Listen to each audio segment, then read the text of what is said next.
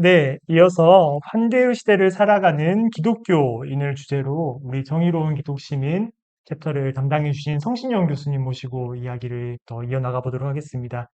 교수님 반갑습니다. 네, 안녕하세요. 반갑습니다. 네, 서론 영상이랑 조금 겹쳐서 눈빛 빠른 독자분들께서는 네, 영상 촬영 시기를 좀 알 수 있으실 것 같은데 그래도 교수님 이 영상을 처음 접하는 독자분들을 위해서 네, 잠깐 자기소개 부탁드립니다. 예, 안녕하세요. 저는 기윤실 기독교연구소 소장을 맡고 있는 성신형입니다. 지금 현재 하고 있는 일은 숭실대학교에서 학생들을 가르치고 있습니다. 여러분 반갑습니다. 네, 네, 교수님 처음으로 좀 질문을 드리고 싶은 게요. 교수님 주제가 환대의 시대를 살아가는 기독교인입니다. 환대라고 하면 뭐 환대의 공동체, 환대의 축사, 기독교에서 되게 자주 소비되는 용어 중에 하나인데요. 기독 시민성을 고민하시면서 이 환대라는 키워드를 선택하신 이유가 있으실까요? 예, 사실 환대라는 말은 기독교인들이 생각하는 사랑, 우리가 항상 우리는 사랑의 공동체란 말을 많이 하잖아요. 그 사랑이라는 말을 윤리적으로 가장 잘 풀어낸 용어가 현대라고 생각을 합니다. 특히 이제 임마누엘 레비나스 같은 철학자는 윤리는 낯선 이들을 자기 집으로 맞아들이는 환대다. 이런 말을 하면서 음, 결국 윤리가 어, 사람들에게 줄 수 있는 가장 커다란 의미는 사랑을 발견해가는 그런 과정으로서 윤리를 레빈스가 많이 얘기를 하거든요. 그런 차원에서 본다면, 음, 사랑이라는 이 굉장히 이상적인 단어를 좀 실천의 영역에서 생각해 볼 수 있는 가장 좋은 단어가 헌대가 아닐까 그런 생각을 하면서 헌대를 주제로 한번 생각을 해봤습니다. 네, 교수님. 근데 막상 환대라고 하면 네, 느낌은 있어요. 네네.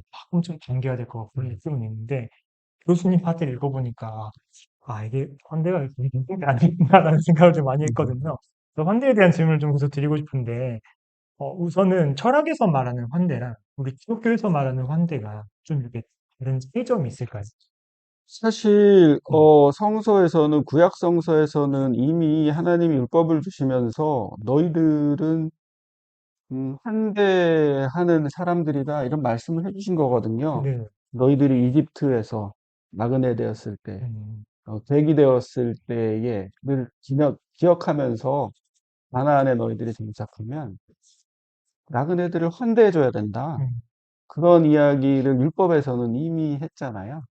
그리고 예수께서도 마태복음 25장에 하나님의 나라의 비유를 말씀하시면서 지극히 작은 자 한 사람에게 한 것이 나에게 한 거다라는 이 말씀을 해주셨잖아요.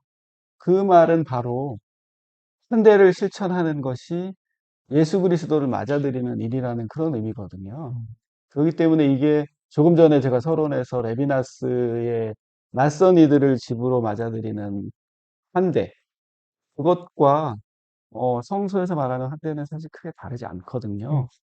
그래서 임마누엘 레비나스 같은 경우에도 보면은 마태복음 25장의 하나님의 나라의 비유를 자기의 글에서 인터뷰에서 여러 번 강조를 했어요. 네. 그런 거를 보면 우리가 철학과 철학의 환대와 성서적 전통이 크게 다르지 않다. 어, 저는 그렇게 생각을 합니다. 네. 근데 교수님, 네, 저는 교수님 글을 읽으면서 환대가 정말 네, 급진적이다라고 느꼈던 대목이 이런 대목이 있었어요. 보통 우리가 환대라고 하면은 초대, 아니면 환영, 사람을 환영하고 맞이하는 걸 음. 생각하기 쉬운데 교수님께서 이런 표현을 써주셨거든요. 환대의 반대가 초대다라고 해주셨는데 이렇게 생각하시는 이유에 대해서 여쭤봐도 될까요? 사실 초대라는 말은 어, 다- 우리의 환대를 받을 만한 가치가 있는 사람을 나의 집으로 받아들이는 일이잖아요. 음, 그거는 어떻게 보면은 그 상호 관계인 거죠. 그래서 네네. 기브 앤 테이크를 할 수 있는 관계인 거잖아요. 언젠가는 내가 누구를 초대했으면 언젠가는 그 사람이 나에게 뭔가를 돌려주겠지. 물론 그런 마음이 다 있는 것은 아니지만 초대라는 기본적인 전제는 그런 상황들이 많이 존재가 돼 있는데 현대는 그런 의미라기보다는 조금 전에 마태복음 25장 비유를 얘기한 것처럼 나에게 돌려줄 것이 없는 사람들의 집의 문을 열어주는 음, 거거든요. 그렇기 때문에 저는 이제 데리다 같은 경우에는 초대도 환대한 부분이다. 음, 이렇게 이제 데리다의 책에서는 얘기 나왔는데 저는 조금 더 말씀하신 것처럼 급진적으로 생각을 해서 초대는 환대가 아닐까. 음, 왜냐하면 받을 게 있는 걸 연상하거나 전제하거나 혹은 나중에 그럴 수 있는 사람, 대상들에게 하는 행위가 초대이기 때문에 그것과는 환대하고는 좀 구분돼야 된다. 그런 생각을 했던 겁니다. 네, 교수님, 근데 이게 받을 게 없는 사람, 낯선 이들, 이런 사람들까지 환대를 할 수 있는 게 기독교에서 말하는 환대라고 하면, 네. 현실적인 질문일 수 있는데요. 네. 사실 두려움이 되게 크잖아요. 예. 이 사람이 나에게 어떤 위해를 가할지도 모르고, 어, 우리가 흔히 그런 누군가 어떤 집단을 환대해야 되는 상황, 예를 들면 난민이라든지 예. 이런 상황 속에서 가장 크게 반대의 논리로 작용하는 것들이 이 두려움에 대한 예. 예. 프레임이잖아요. 이런 것들을 우리가 그럼 어떻게 극복할 수가 있을까요? 사실 이제 환대는 어떤 면에서 보면은 상처받을 가능성이 항상 노출돼 있는 거거든요. 음, 그 상처받을 가능성은 조금 전에 말씀하신 것처럼 환대를 베풀어 준 그 대상이 우리에게 어떤 어, 해를 끼치지 않을까? 그런 생각을 하는데 그거는 사실 그런 경우는 사실 많지 않아요. 음, 왜냐하면 우리 공동체에 환대해주는 맞아준 사람들은 그 약한 사람들이거든요. 네, 그런 경우라기보다는 만약에 우리가 어떤 환대 행위를 했을 때 주변에 있는 사람들이 우리에게 그 비판의 목소리나 아니면은 다른 어떤 잣대를 가지고 이제 언어적인 폭력이나 물리적인 폭력을 가하는 경우가 굉장히 많죠. 지난번 제주도에서 예멘 난민이 왔을 때에도 네, 난민을 환대해야 된다는 이야기를 할 때 많은 사람들이 그들을 이제 배제하면서 그들을 환대하는 사람들에게 어떤 그 폭력적인 언어나 실제로 폭력적인 행동을 한 경우가 있었거든요. 네, 그런 거를 봤을 때는 이제 상처받을 가능성이 크기 때문에 사실 두려운 게 맞고요. 근데 그럼에도 불구하고, 환대를, 어, 해야 되잖아요. 네, 그렇기 때문에 저는 사실 교회가 있다고 생각을 해요. 음, 개인적인 차원에서, 저도 마찬가지고, 우리 개인적인 신앙인의 차원에서 사실 환대가 어렵잖아요. 네, 근데 공동체 이름으로, 교회의 이름으로 우리가 환대 공동체를 만들어낼 때에는 그런 두려움도 이길 수 있고, 그 다음에 그런 두려운 상황이 됐을 때 또 함께 그러한 것들을 대처해 나갈 수도 있고, 그래서 저는 교회가 함께, 공동체가 함께 환대할 수 있으면 그런 어려움이나 두려움의 문제들은 좀 극복해낼 수 있지 않을까, 그런 생각을 많이 합니다. 네. 교수님 이야기를 듣다가요. 이게 교회가 함께하는 환대라는 개념이 저도 막상 와닿았던 게, 뭐 다른 경우일 수 있겠지만 한 번은 좀 뒤늦게 기도를 하고 싶어서 집 근처 대형교회를 갔다가 쫓겨난 적이 한 번 있어요. 그때 이제 막 흡스랑 다들 네, 교수의 아저씨 와서 왜 왔냐고 해서 기도 좀 하고 싶어서 왔습니다라고 하니까 나가라고 하더라고요. 그때 이제 아, 이 교회 건물이 이렇게 큰데 정말 활용할 수 있을 게 많을 것 같은데 이렇게 폐쇄되어 있구나라는 생각을 좀 한 적이 있거든요. 네, 적절한 예시일지 모르겠습니다만, 네, 교회가 해야 될 일에 대해서 좀 더 고민하게 되는, 네, 네, 맞습니다. 그런 파트가 아닐까 싶습니다. 이어서 교수님께서 환대의 이야기를 쭉 해주신 다음에 관용에 대해서도 말씀해 주셨어요. 음, 관용을 좀 강조해 주시면서 사실 관용이라는 단어 자체는 저의 개인적인 느낌상으로는 일단 좀 기독교적인 영어와는 거리가 있어 보인다는 느낌이 되게 강했었거든요. 음. 이 관용에 대해서 강조하신 이유와 또 약간 설명을 좀 부탁드려도 될까요? 네, 제가 이제 관용을 이 책에서 이제 좀 길게 쓴 이유는 사실 우리가 보통 시민의 덕이라고 얘기하면 현대보다는 관용을 더 많이 생각을 하거든요. 음, 그리고 건대는 실제로는 서구 사회에서 프랑스 혁명에서는 가장 중요한 그런 하나의 시민의 그런 덕이 됐었고요. 그래서 그런 차원에서 이제 관대를 좀 생각해 보면서 한계와 차이를 좀 한번 고민해 보려고 했던 거예요. 네네. 처음에 관용이라는 말은 처음에는 이제 르네상스 시기가 되고 근대가 되면서는 처음에는 다른 종교, 여기에서 말할 때는 가톨릭과 개신교 네. 간의 그런 싸움 이제 그만 멈추자라는 그런 의미의 관용이었고요. 이게 이제 시민혁명 시기로 넘어가면은 정치적인 지향이 좀 다르더라고요. 그러니까 정치적인 지향이 다르더라도 품어주자. 그게 이제 관용이었다고 한다면, 이제 오늘날에도 관용이라는 거는 그런 거죠. 그래서 좀 그 상호적인 차원에서 네네. 서로 이해하고 서로 받아주는 그런 게 관용인데, 물론 시민의 덕으로 관용이라는 덕은 굉장히 중요하고 의미 있는데, 저는 거기까지만 멈춘다면 아까 얘기한 초대랑 비슷해지는 거예요. 그래서 그거보다는 관용도 굉장히 좋은 거고 의미 있는 일이지만 거기에서 한 단계 더 나가서 기독교인이라면 신뢰를 실천해 볼 수 있는 그런 노력들을 해야 한다. 그런 차원에서 제가 이제 이 책에서 관용 얘기를 좀 했던 겁니다. 네.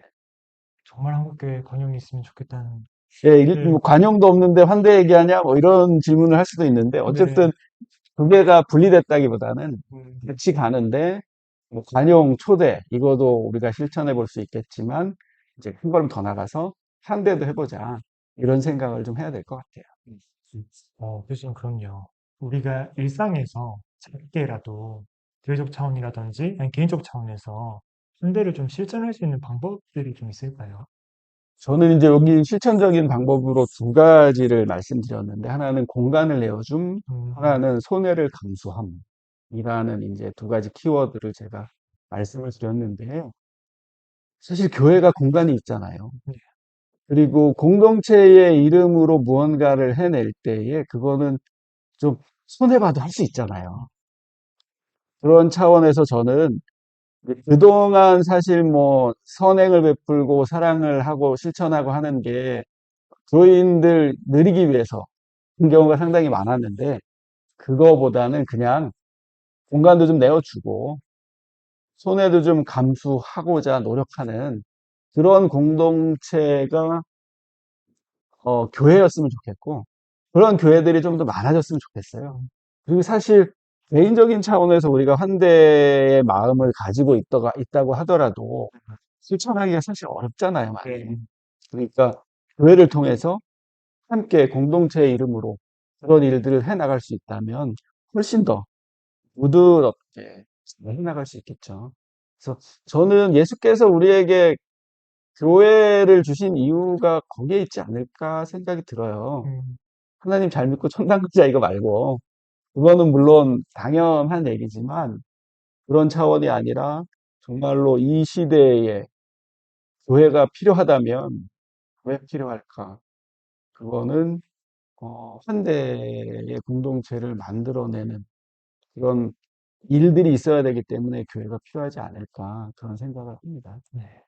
한국교회가 코로나를 겪으면서 정말 배타적인 종교로 이 돼버렸잖아요, 사람들한테. 네, 이런 시기일수록 교수님께서 말씀하신 관용과 환대가 네, 맞아요. 네. 정말 필요한 시기가 아닌가 그런 생각을 듭니다, 교수님. 교수님, 그럼 마지막으로요, 독자들께서 교수님 파트를 읽을 때 어떻게 읽었으면 좋겠는지 하고 싶은 말씀이 또 있으실까요? 저는 이제 일부러 제가 맨 앞에다가 시를 하나 딱 음, 해놨거든요. 네네. 그래서 정현정님의 동문객이라는 시를 해놨는데, 이 시를 읽는 마음으로 그냥 쭉 읽어가면서 마음속에 느끼는 게 있으면 그러한 것들을 좀 함께 대화하고 얘기해 볼 수 있으면 어떨까 그런 음, 생각이 들어요. 이렇게 환대한다는 거 혹은 사랑한다는 거는 사실 이렇게 뭐 윤리적으로 오늘부터 사랑해야지 이렇게 가도 되는 게 아니잖아요. 그러니까 우리가 그냥 느끼고 그것을 한번 실천해 보겠다는 그런 어떤 생각들을 좀 자연스럽게 만들어내고 또 그런 것들이 혼자의 힘으로는 너무 어려우니까 좀 옆에 있는 친구들, 옆에 있는 교우들 같이 좀 해나갈 수 있는 음, 그런 일들을 만들어내면 좋겠고요. 이제 뭐 책 내용 중에서 어려운 부분들이 있다면 그거는 이제 서로 같이 읽으면서 또 이해해 나갈 수 있으면 더 좋을 것 같고요. 네. 네. 네, 교수님, 오늘 나오셔서 이런저런 많은 말씀해 주셔서 정말 감사드립니다. 혹시나 성시영 교수님과 더 대화하고 싶은 독자분들 계시면은, 기독교 리서치 운동으로 언제든지 연락을 주시면은, 네, 저희가 데려가도록 하겠습니다.